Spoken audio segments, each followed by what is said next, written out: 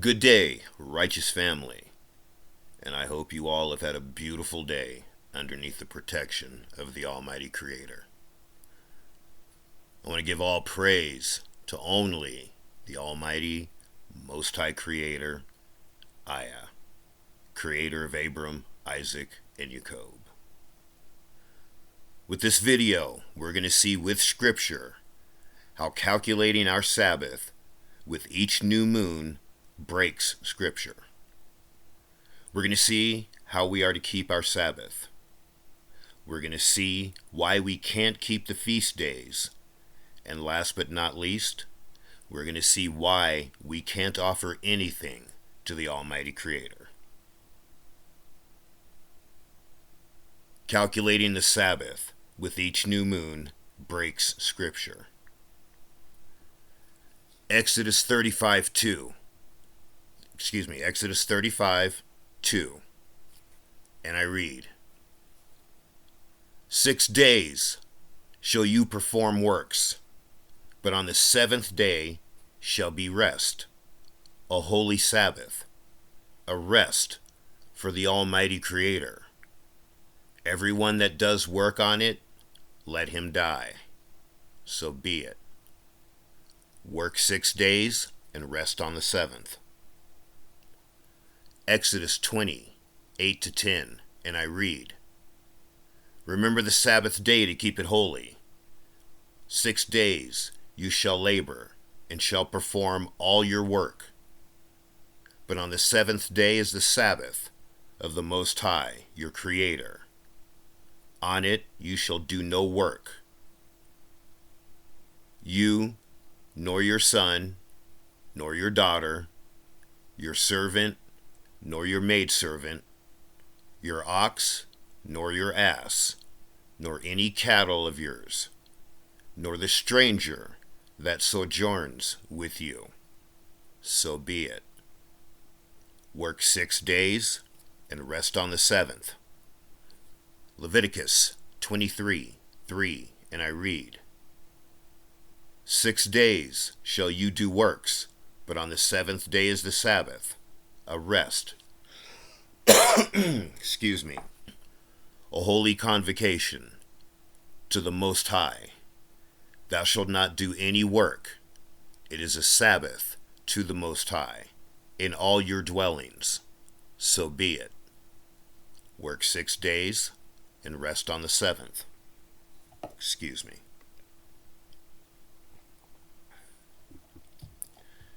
Now I'll show you how keeping the Sabbath day by our new moon can't be correct and goes directly against Scripture. Remember, work 6 days and rest on the seventh. No interruption.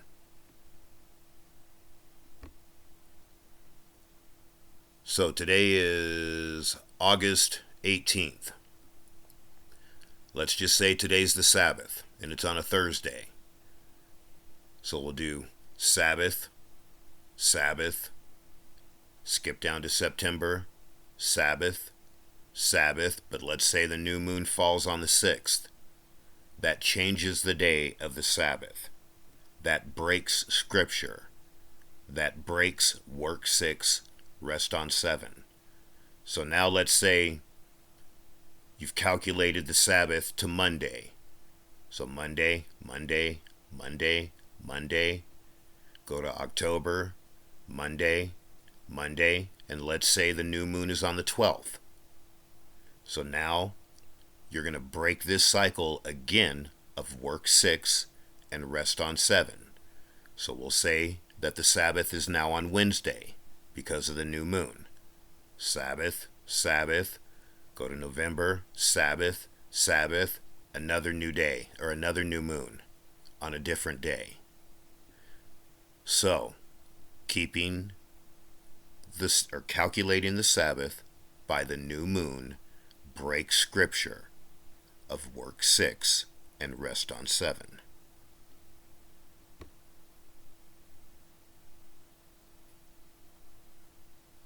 We see that calculating our Sabbath day by each new moon goes against Scripture. We are to work 6 days and rest on 7. I hope that cleared up the confusion about what I was trying to show you with my last video.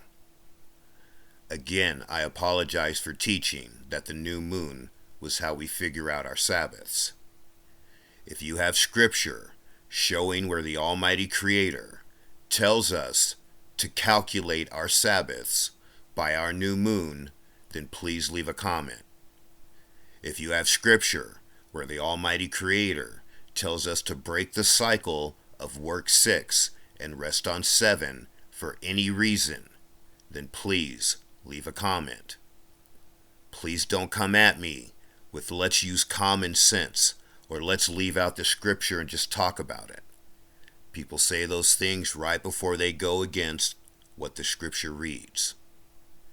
If the Almighty Creator tells us to work 6 and rest on 7, then that's what we're supposed to do. Repetitively, non-stop, with strict obedience. Excuse me. I'll say this. I believe no one knows the true Sabbath day. My queen and I decided on a day that we would keep as our Sabbath day until we go home. There were 2 days that we were definitely not going to do it on. SAT day and SUN day. These are the 2 unholiest days of the heathen week. SAT day is the day they worship their deity, El. SUN day is the day that has the most idolatry worldwide. Every SUN day, you have billions of people worshiping different false idols across many religions. Christianity isn't the only religion that worship and cry out to idols on Sunday. There are many religions that do this. That's why we didn't pick one of those 2 days. Bottom line, calculating the Sabbath by each new moon breaks scripture.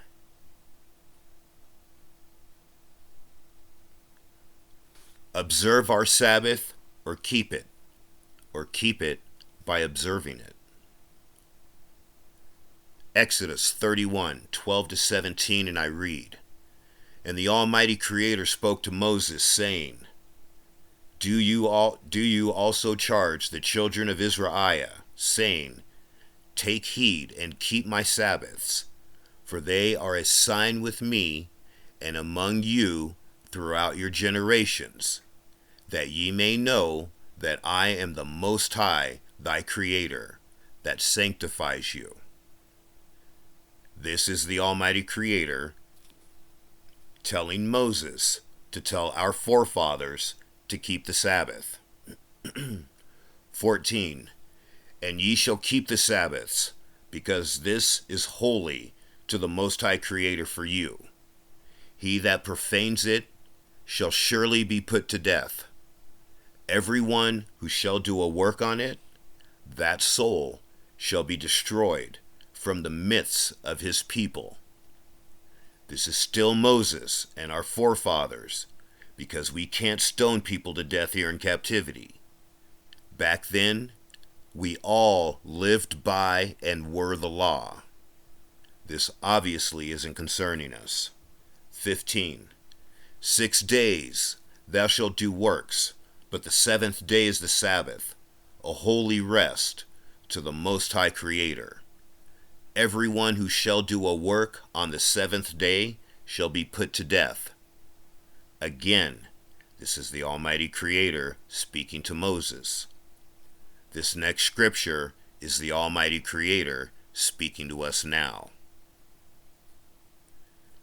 And the children of Israel shall keep the Sabbaths to observe them throughout their generations. We observe it because we are in captivity. Excuse me. We also don't know when the true Sabbath day is. That's why we are to observe it. Let's look at the definition of observe.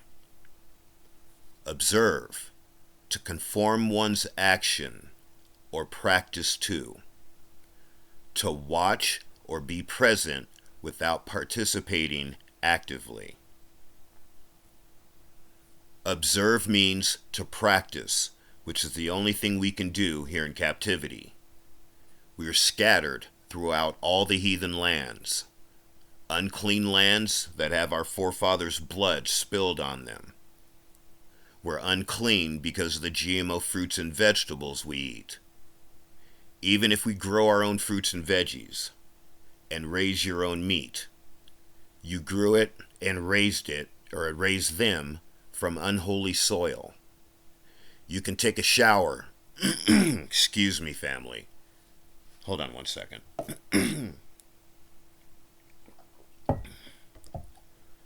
You can take a shower for 40 days and 40 nights. You're still doing it on unclean and unholy land.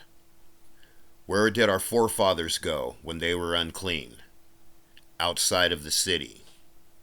The Almighty Ayah hasn't put his name on any land yet. So right now, the whole world is outside of the city. We can only observe, aka practice, the Sabbath. Pick a day as your Sabbath and stick with it until it's time for us to go to the wilderness. The Almighty Creator will sort it out at that time.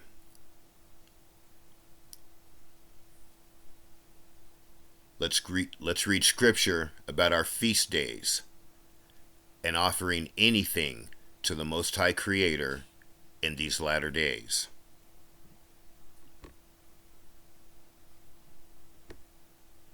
This is Deuteronomy. This is Deuteronomy 16 from the Septuagint. Verse 2. And this is the Passover and the Feast of Unleavened Bread. 2. And thou shalt sacrifice the Passover to the Most High thy Creator, sheep and oxen, in the place which the Most High thy Creator shall choose to have his name called upon it. This hasn't happened yet. The Most High hasn't named his land. So that means we can't sacrifice the Passover. 5. Thou shalt not have power to sacrifice the Passover in any of the cities which the Most High thy Creator gives thee, but in the place which the Most High thy Creator shall choose to have his name called there, you shall sacrifice the Passover. We have no power living in the cities that we live in now to sacrifice the Passover. The only place is in the place which the Almighty puts his name. The Feast of Weeks. Verse 10. And thou shalt keep the Feast of Weeks to the Most High thy Creator, accordingly as thy hand has power in as many things as the Almighty thy Creator shall give thee. Where? In whatsoever place the Almighty thy Creator shall choose that his name should be called there. He hasn't done that yet. He hasn't put his name on our land yet. So we can't keep the Feast of Weeks. The Feast of Tabernacles. Verse 15. 7 days shalt thou keep a feast to the Most High thy Creator, in the place which the Most High thy Creator shall choose for himself. He hasn't came back yet. He hasn't put his name on the land, so we can't keep this feast. 16.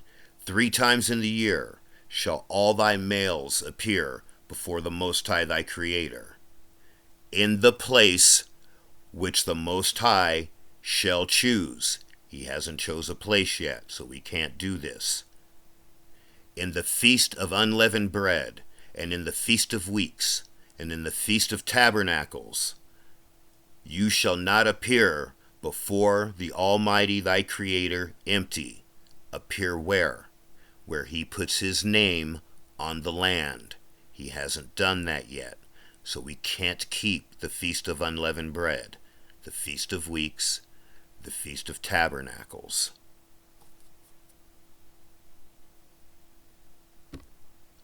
Offerings. Deuteronomy 12. 1. And these are the ordinances and the judgments which ye shall observe to do in the land which the Most High, Creator of your fathers, gives you for an inheritance, all the days which ye live upon the land. The Almighty hasn't put his name on the land yet. Verse 5. But in the place which the Most High thy Creator shall choose in one of your cities to name his name there, which he hasn't done yet, and to be called upon, you shall even seek him out and go there. We haven't done that yet, because he hasn't put his name there for us to know where to go. And ye shall carry there, where he puts his name, your whole burnt offerings, and your sacrifices, and your first fruits, and your vowed offerings, and your freewill offerings, and your offerings of thanksgiving, the firstborn of your herds, and of your flocks. The Almighty has not put his name on our land yet, so we cannot offer anything to him.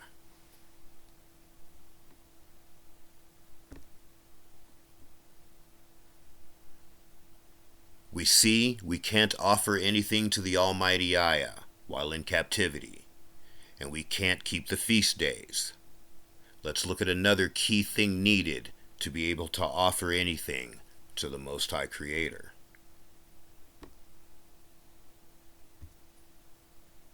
Hosea 3.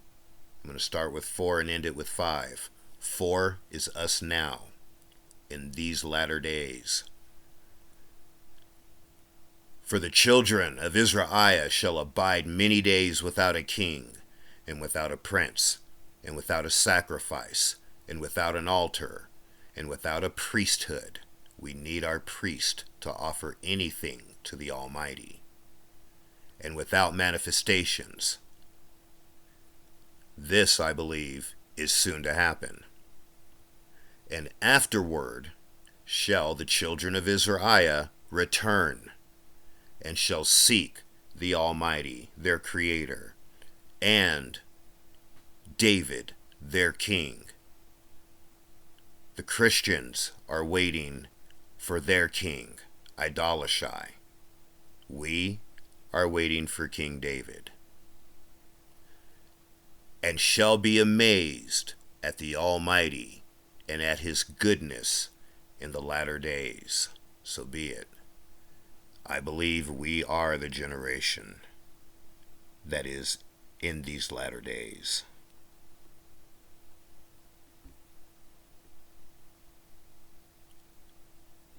We don't have a priesthood. We have no priest. We need them to give offerings to the Almighty Ayah in the land that the Almighty puts his name on. He hasn't done that yet, so we can't keep the feast days or give any type of unclean offering with our unclean hands in these unclean, unholy, heathen lands. May the Almighty, Most High Creator of everything, continue to have mercy on, continue to protect, and continue to provide for you that are seeking righteousness. May he be with you with every thought, word, and every action. May he keep his spirit in you, and when he tests you with an evil spirit, may he still be at your side, holding your hand to everlasting. So be it. All praise to only the Almighty, Most High Creator, Ayah, Creator of Abraam, Isaac, and Yacob. As always, The Almighty loves you. He woke you up so you can understand His Word and abide by it. I love you. Have a beautiful day, family.